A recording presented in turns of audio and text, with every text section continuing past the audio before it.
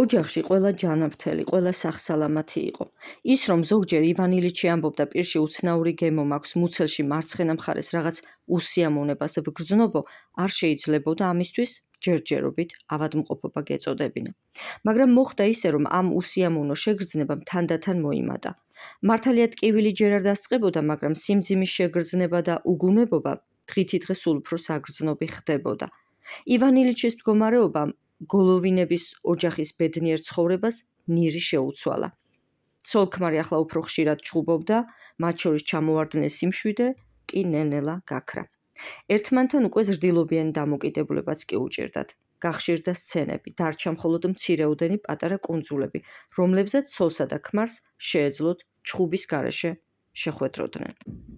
პრასკოვია ფეოდოროვნას ყველაფრის გაზვიადება უყვარდა. ხშირად იტყოდა ხოლმე, ჩემს ქმარს მძიმე ხასიათი აქვსო.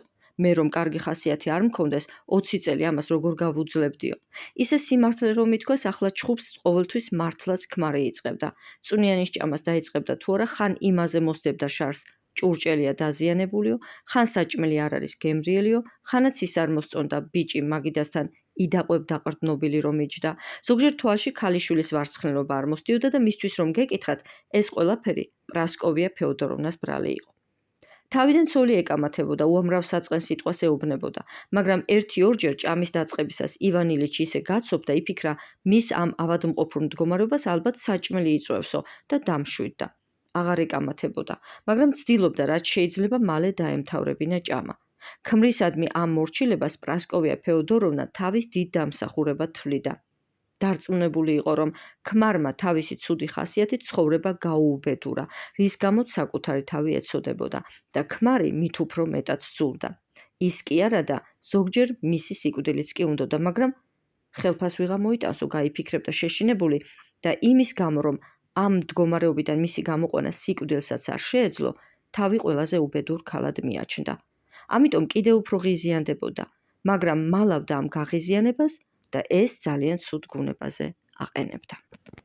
ერთ-ერთი იმ სცენის შემდეგ, როცა ივან ილიჩი მის მიმართ განსაკუთრებულად უსამართლო გახლდათ, აუხსნა, რომ ეს მხოლოდ მისი ავადმყოფობის ბრალი იყო.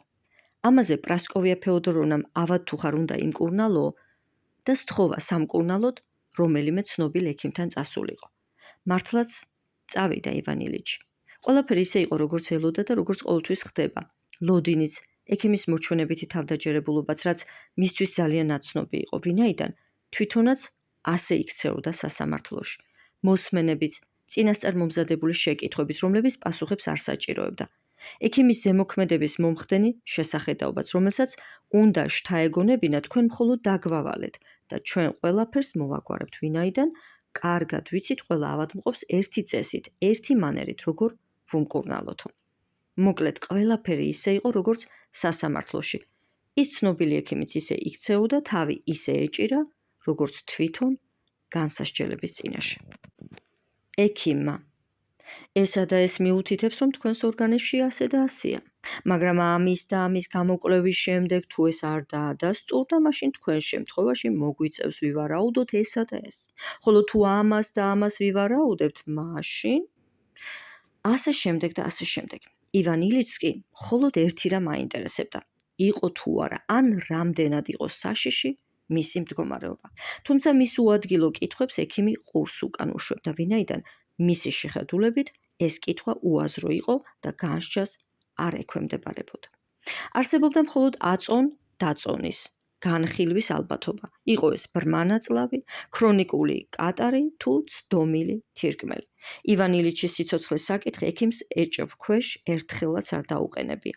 კამათი მხოლოდ ცდომილ თირკმელსა და ბრმანაწლავს, ანუ იმას შეეხებოდა ტკივილის მიზეზი აქედან, რომელი შეიძლება ყოფილიყო, თირკმელი თუ ბრმანაწლავი. ეს საკითხი ექიმმა ივან ილიჩისავე თვალწინბრწყინვალედ გადაჭრა ბრმანაწლავის სასარგებლოდ. თუმცა თან დასცინა შარდის ანალიზმა შეიძლება ახალი მამხილებელი ნიშნები გამოავლინოს, ამიტომაც საქმე მაშინ თავიდან იქნება გადასახედიო და სათვალის ზემოდან გამარჯვებულმა ზუსტად ისე გადმოხედა, როგორც განსასჯელის წინაშე თვითონ ივან ილიჩი 1000-ჯერ მაინც მოქცეულა.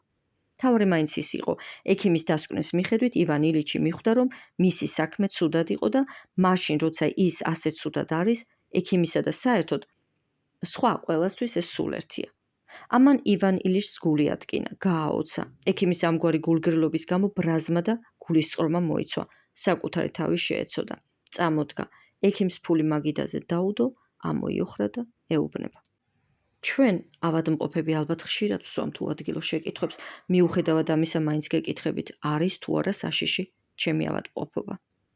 ექიმა სათვალიდან ცალი-თვალით ისე მკაცრად გადმოხედა, თითქოს ეუბნებოდა განსასჯელო, თუ თქვენ ჩემ მიერ დასმული კითხვების საზღვრებიდან გამოხვალთ, იძულებული ვიქნები განკარგულება გავცე, რათა კრებიდან გაგაძევონო. მე კი უთხრა. უკვე გითხარით, რაც საჭიროდ ჩავთვალე, დანარჩენს გამოკვლევა გვიჩვენებს და გამომშვიდობების ნიშნად თავი დაუკრა. ივან ილიჩი ოთახიდან ნელა გავიდა, მარხილში უხალისოდ ჩაჯდა და შინისაკენ გასწია. მთელი გზა ექიმის ნათქვამ თითოეულ სიტყვას იხსენებდა. ცდილობდა ის გაუგებარი სამეცნიერო სიტყვები ადამიანურ ენაზე ეთარგმნა და მართლა ძალიან ცუდად ვარ თუ ჯერ კიდევ არ ამიშავსო. ამოეკითხა თავისი კითხვის პასუხი. ყველაფერი, რაც ექიმმა თქვა, იმაზე მიანიშნებს, რომ საქმე ძალიან ცუდად არის, გაიფიქრა. ქუჩაში ყველაფერი სევდიანი ეჩვენა. მეეტლეები სევდიანი იყვნენ, სევდიანი იყო სახლები, გამოვლელები. სევდიანი იყო ჯიხურები, ეგონა ამ ყრუ მოუშუშებელმა ტკივილმა ექიმის გაუგებარი სიტყვების, მისი ბუნდოვანი ლაპარაკის შემდეგ გაცილებით სერიოზული სახე მიიღო და საკუთარ ტკივილს ახლა კიდევ უფრო გულდამძიმებული უსმენდა. სახლში რომ მივიდა, ამ ყველაფერს ცოლს უყვებოდა, მაგრამ შუა საუბარში იყო, რომ შლიაპაში გამოპრანჭული მისი ქალიშვილი შემოვიდა, ეტყობოდა დედაც და შვილიც სადღაც აპირებდნენ წასვლას. ჩამოჯდა. მამას ცოტა ხანს უსმინა, მოსაწყენი ამბის მოსმენას დიდხანს ვერ გაუძლო და გავიდა. ბოლომდე არც დედამისს მოусმენია. ახლა ძალიან გახარებული ვარ, აბა შენიცი, დროზე მიიღე წამლები. აი ეგ რეცეპტი კი მომეცი. ახლავე გავგზავნი გერასიმს აფთიაქში, უთხრა და ისიც ტანსაცმლის გამოსაცვლელად ოთახიდან გავიდა. სანამ პრასკოვია ფეოდოროვნა მასთან ოთახში იყო, ივან ილიჩს სუნთქვა ეგროდა, მხოლოდ მაშინ ამოისუნთქა თავისუფლად, როცა ის ოთახიდან გავიდა. ჰო, აბა ვნახოთ, იქნებ არც ისე ცუდად არის საქმე, თქვა ხმამაღლა. წამლები დალია, შარდის გამოკვლევის შემდეგ ექიმის მიერ შეცვლილი დანიშნულებები ბეჯითად შეასრულა. თუმცა, როგორც ამ გამოკვლევაში და იმაშიც, რაც ამ გამოკვლევას უნდა მოჰყოლოდა, რაღაც გაუგებრობა მოხდა და იმის გამო, რომ ექიმს ან დაავიწყდა გაფრთხილება, ან დაუმალა რაღაც, იძულებული იყო ისე მოქცეულიყო, როგორც ამას ექიმი გამოკვლევამდე მოითხოვდა. ხოლო ექიმთან რომ შესულიყო და რჩევა ეკითხა, მასთან შეღწევა თითქმის შეუძლებელი იყო. მიუხედავად ამისა, ივან ილიჩი მაინც ზუსტად ასრულებდა ექიმის დანიშნულებას და ამან პირველ ხანებში თითქოს ცოტა შვება მისცა. მას შემდეგ, რაც ექიმმა მასთან სიარული დაიწყო, ივან ილიჩის მთავარი საქმე და საზრუნავი პირადი ჰიგიენა და ექიმის გამოწერილი წამლების ზუსტი მიღება იყო. ამასთან უნდა დაჰკვირვებოდა, როგორ მოქმედებდა ტკივილი მთელ მის ორგანიზმზე. ახლა ივან ილიჩი უმეტესად ადამიანის ჯანმრთელობით, ადამიანების ავადმყოფობების გამომწვევი მიზეზებით იყო დაინტერესებული. როცა მისი თანდასწრებით ავადმყოფობაზე, სიკვდილზე, ადამიანის განკურნებაზე ლაპარაკობდნენ, განსაკუთრებით იმ ავადმყოფობაზე, რა ავადმყოფობა თავად სჭირდა, მოსმენით ყველას უსმენდა, ყველას ყველაფერს ეკითხებოდა, თავის განცდებს კი მალავდა. ყოველ შემთხვევაში ცდილობდა დაემალა. მართალია ტკივილი არ იკლებდა, მაგრამ ივან ილიჩს უნდოდა შთაეგონებინა საკუთარი თავი, რომ კარგად იყო და თუ ვინმე ან რაიმე არ გააღიზიანებდა, ახარებდა კიდეც თავის მოტყუება. თუმცა, როგორც კი ცოლთან უსიამოვნება მოუხდებოდა, სამსახურში საქმე ისე არ გამოუვიდოდა, როგორც სურდა, ან ბანკოს თამაშისას ცუდი კარტი აღმოაჩნდებოდა, ტკივილსა და ავადმყოფობას მაშინ მთელი ძალით გრძნობდა. ზოგჯერ მოერეოდა მთელ ამ უსიამოვნო განცდებს, მანამდე ვიბრძოლებ, მანამდე დაველოდები, სანამ ამ ტკივილზე, ამ ავადმყოფობაზე არ გავიმარჯვებ, სანამ დიდ შლემს არ დავიმსახურებ. მაგრამ ყოველი მარცხი ახლა წელში ტეხდა, სასოწარკვეთილებაში აგდებდა. ესაა გამოჯანმრთელების გზას დავადექი, წამლებმა მოქმედება დაიწყო და აი, ისევ ეს წყეული ტკივილები, ასე რომ მანადგურებს. ეუბნებოდა თავის თავს, ბრაზობდა თავის ავადმყოფობაზე, ბრაზობდა ადამიანებზე, რომლებიც მომაკვდინებელ უსიამოვნებას აყენებდნენ და გრძნობდა, როგორ ანადგურებდა ეს ბრაზი, თუმცა თავის შეკავება არ შეეძლო. მაშინ, როცა მისთვის ნათელი უნდა ყოფილიყო, ძალას როგორ მატებდა მის ავადმყოფობას ეს ბრაზი. ეს გაღიზიანება ადამიანებსა თუ გარემოზე საჭირო იყო ყურადღების მიღმა დაეტოვებინა, თვალი აერიდებინა ამ უსიამოვნებისთვის, მაგრამ მუდმივად ამის საწინააღმდეგოდ იქცეოდა.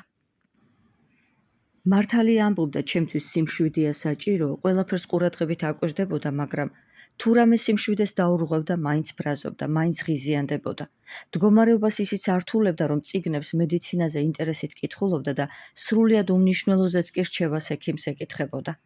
ავადმყოფობა ისე თანაზომიერად, ისე თანამიმდევრულად უარესდებოდა, დღევანდელ მდგომარეობას გუშინდელს რომ შეადარებდა, განსხვავება იმდენად მცირე იყო, შეეძლო თავიც კი მოეტყუებინა, მაგრამ დაელაპარაკებოდა ექიმს და მისთვის უკვე აშკარა იყო, რომ მდგომარეობა არათუ უმჯობესდებოდა, არამედ პირიქით უარესდებოდა, თანაც ძალიან სწრაფად. მიუხედავად ამისა, ექიმს მაინც გამუდმებით აკითხავდა, რჩევას ეკითხებოდა. ამ თვეში უკვე მეორე ცნობილ ექიმთანაც იყო და იმ მეორე ცნობილმა ექიმაც თითქმის იგივე უთხრა, რაც პირველმა, თუმცა ძალიან განსხვავებულად. კითხვებიც ისეთი დაუსვა, რამაც ეჭვი და შიში კიდევ უფრო გაუმძაფრა. ამის შემდეგ კიდევ ერთ ძალიან კარგ ექიმს, მეგობრის მეგობარს მიაკითხა, რომელმაც სრულიად სხვაგვარად წარმოადგინა მისი ავადმყოფობა და შეჰპირდა, რომ დაუბრუნებდა ჯანმრთელობას, თუმცა კითხვებითა და ვარაუდებით კიდევ უფრო დააბნია და დააეჭვა. იყო ჰომეოპათიც, ვინც ძალიან განსხვავებულად ახსნა მისი ავადმყოფობა. და წამლებიც გადასცა, რომელსაც ივან ილიჩი ფარულად სვამდა, მაგრამ ერთმა კვირამ რომ გაიარა და შვება იოტის ოდენადაც ვერ იგრძნო, რწმენა როგორც ამ ჰომეოპათის, ისე იმ ორი ექიმისაც სრულიად დაკარგა და გული კიდევ უფრო დაუმძიმდა. ერთხელ ერთი მანდილოსანი მოუყვა ხატებმა ავადმყოფი როგორ განკურნეს. ივან ილიჩი იმ ქალს დიდი ყურადღებით უსმენდა და ის რომ მისი მონაყოლი დაიჯერა, გაუკვირდა და ნუ თუ ასე გამოვშტერდიო, შეშინებულმა გაიფიქრა. სისულელია, არ შეიძლება, არ უნდა ავყო ეჭვებს, უნდა დავემორჩილო. ამიერიდან ასეც მოვიქცევი. ცუდზე აღარაფერზე ვიფიქრებ. გაზაფხულამდე ბეჯითად ვიმკურნალებ, მერე კი ნახოთ. ამის თქმა ადვილი იყო, შესრულება კი თითქმის შეუძლებელი.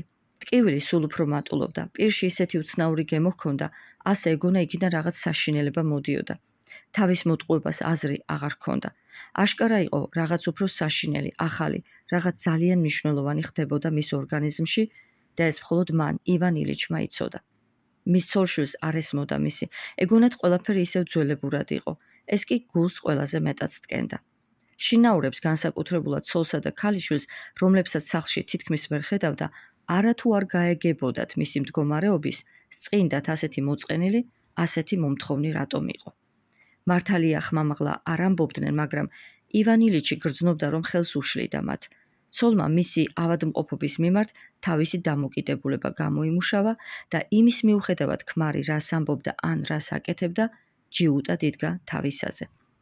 იცით, ეუბნებოდა პრასკოვია ფეოდოროვნა ნაცნობებს. ივან ილიჩს არ შეუძლია ისევე ზუსტად დაიცვას ექიმის მიერ დანიშნული მკურნალობა, როგორადაც ყველა წესიერი ადამიანი უნდა იცავდეს. დღეს დაალევს წვეთებს, ჭამს იმას, რასაც ექიმის დანიშნულების მიხედვით უნდა ჭამდეს. იძინებს დროზე. ხოლო მეორე დღეს, თვალი მე თუ არ მივადევნე, წამლის დალევაც ავიწყდება. ზუთხსაც კარგად მიირთმევს და ღამის პირველ საათამდე ბანქოსაც არ ხეინა დუზის. არა, აბა როდის? ეს მხოლოდ ერთხელ იყო, ისიც პეტრე ივანოვიჩთან. იტყოდა ივან ილიჩი ნაწყენი. გუშინ შებეკთან როგორ გამოიქეცი? რა უნდა მექნა, სულ ერთია, მაინც ვერ დავიძინებდი ტკივილისგან. რაც არ უნდა ყოფილიყო და რისგანაც არ უნდა ყოფილიყო, ასე ვერ გამოჯანმრთელდები და ამით ჩვენც გვტანჯავ და გვაწამებ. როგორც ხვების, ისე თვითონ ივან ილიჩის გამონათქვამების მიხედვით, პრასკოვია ფეოდოროვნას დამოკიდებულება ქმრის ავადმყოფობის მიმართ გარეგნულად ასეთი იყო. საკუთარ ავადმყოფობაში ივან ილიჩი თვითონ არის დამნაშავე, ხოლო ეს ავადმყოფობა ჩემ მიმართ მოყენებული ერთი დიდი უსიამოვნებაა. ივან ილიჩი გრძნობდა პრასკოვია ფეოდოროვნას ეს თავის და უნებურად გამოსდიოდა, მაგრამ ეს სულაც არ ამშვიდებდა. ამჩნევდა, ან შეიძლება ფიქრობდა, რომ მის მიმართ სასამართლოშიც ზუსტად უცნაური დამოკიდებულება ჰქონდათ. ეგონა ისე მიყურებენ, როგორც იმ ადამიანს, ვინც სამსახურში ადგილს მათთვის მალე გაათავისუფლებს. მისი ეჭვიანობის გამო ამხანაგები უცებ მეგობრულად გაეხუმრებოდნენ, თითქოს ის რაღაც შემაძრწუნებელი, შიშის მომგვრელი და გაუგონარი მის სხეულში რომ ჩაიბუდა, სისხლს სწოვს და სადღაც მიაქანებს, ყველაზე საინტერესო სახუმარო საგანი ყოფილიყოს. მოვიდოდნენ ამხანაგები ბანქოს სათამაშოდ, მოთელავდნენ უხმარ გატკიცინებულ კარტს, გაჭრიდნენ, აურევდნენ, ერთმანეთის მიყოლებით დაალაგებდნენ 7-ვე აგურს. უკოზიროდ, იტყოდა პარტნიორი და დააფარებდა ხელს ტუს. რა იყო კიდევ?